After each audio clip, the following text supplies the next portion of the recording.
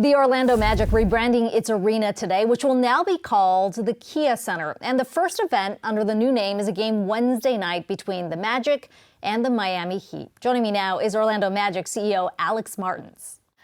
A new day here after a 13-year run at the Amway Center. Talk to me about what this partnership means for the Magic. Well, this partnership is really the biggest partnership that a team can have in having a naming rights partner. This is really an expansion of our partnership that we've had with Kia now for the 16th season.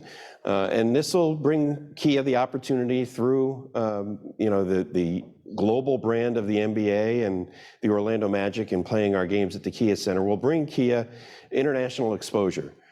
So as we said, when we announced the naming on the building, this comes at a time when Kia is really on the rise as an automobile manufacturing brand, and the Magic is also on the rise as an NBA franchise. And it's a great expansion of that partnership that we believe Kia and the Magic will benefit for many years to come. Yeah, we've certainly seen an expanded footprint for Kia, particularly around EVs as well. Let me talk to you about what's been playing out with the NBA, because we've been talking a lot about the change in sports viewing experience. It's not just about the big networks anymore. It is about the streaming sites as well. The NBA looking ahead to the 2024-25 season when they have to renegotiate this contract.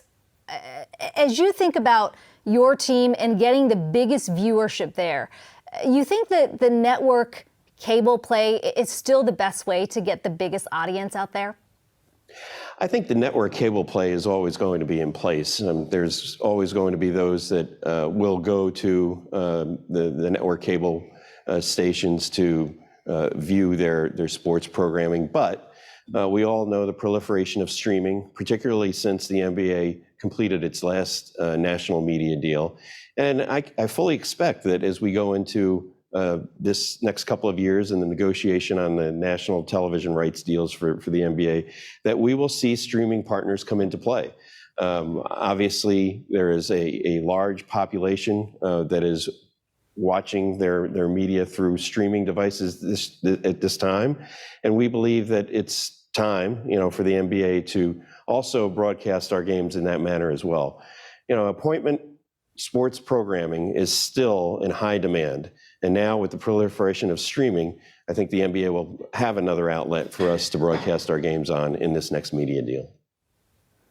Yeah, so it looks like multiple partnerships could be in play here. Alex, I'm just curious, specifically with your fan base, how you have seen sort of that shift in viewership, where you're seeing your fans coming in from.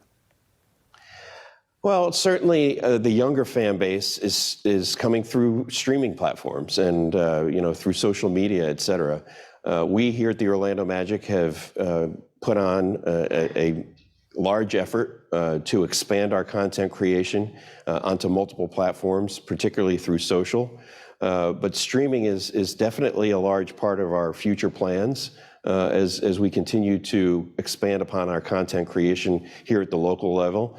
And of course, we have a regional sports network with Valley Sports that is currently in the Diamond Sports bankruptcy situation. We're watching that very closely to see what may come of it, in the next few months in particular, as they go through their bankruptcy proceedings. But the news this week that Amazon may be interested in investing in the Diamond Sports Group is certainly a positive news. And we certainly hope that something along those lines will enable us to continue to have our partnership with Diamond Sports, and particularly Valley Sports Florida, that broadcasts all of our regional games here in Central Florida. Alex, I'm curious to get your take on another team that's been making some headlines in the league, and that's the Dallas Mavericks, with the Adelson family behind the Las Vegas Sands recently, calling for taking a majority controlling stake from Mark Cuban. Hasn't been signed off just yet. But that proposal itself has started a lot of discussions about whether, in fact, that the business, the valuation, the value of these companies are shifting. It feels like at least there's more of an embrace of sports betting on the part of NBA teams as well as other sports teams. Is that something that you're comfortable with?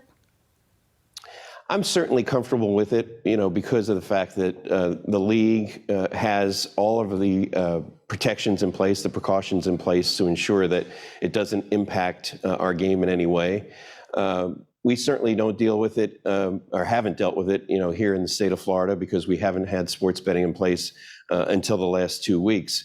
So, we'll have to see, the outcome of all that here at the local level, but I'm certainly comfortable that the NBA in particular has all the safeguards in place to ensure that the proliferation of sports betting doesn't have a negative impact on our game. Yeah, something that you'd consider if it is within the state of Florida in terms of a partnership? We would certainly consider a partnership here in the state of Florida with a sports betting company. Of course, here in the state of Florida, this online sports betting has been awarded to the Seminole Indian tribe, and through their Hard Rock Casino brand. So we actually have had conversations with them previously, and those are intensifying now. And we certainly hope that sometime in the near future that we'll be able to have a partner, on the sports betting side here at the Orlando Magic. Finally, Alex, we're coming off of the first in-season tournament in the NBA. I bring that up as an LA Laker fan, which took home that prize there. But what's the verdict on your end? Is this something you want the league to continue? Was it a big boost? What's your takeaway? My takeaway is a resounding success beyond the expectations that any of us would have had for the in-season tournament. And just a local example for you, on the days that we played our in-season tournament games this year, compared to those same dates a year ago, which they were just regular season games, our viewership on television was up 165%. So that's just one local example. Of course, that was the case for every team in the league. That was the case for all of our national television partners and those games that were on national television as well. So I think it was a resounding success. I think it's here to stay. I think it's a great asset, a new media platform for us in the league. And it brought attention to the league at a time typically where fans weren't completely tuned in the early season. I would say that we had more attention on the NBA in the month of November this year than we ever have. And so I think this is certainly a platform that's here to stay. We love it at the Orlando Magic, and we certainly believe that it's going to be a great success moving forward.